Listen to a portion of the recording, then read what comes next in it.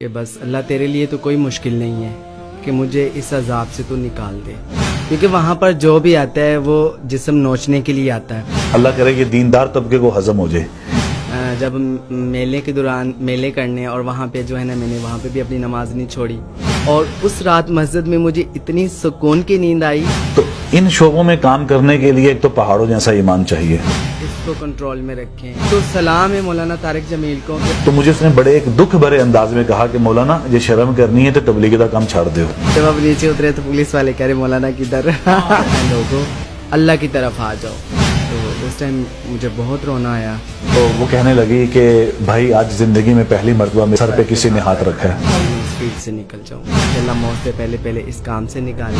اپنے دل کو مسلمان کی نفرت سے پاک کر لیں۔ یہ معاشرے کے لیے ایسے نا کہ یہ گرے پڑے ہیں، یہ ایسے ہیں، یہ ان کی کوئی ویلیو نہیں ہے، کہ لوگ ایسے ٹرول کیوں کرتے ہیں، ایسے کسی کو کیوں باتیں کرتے ہیں۔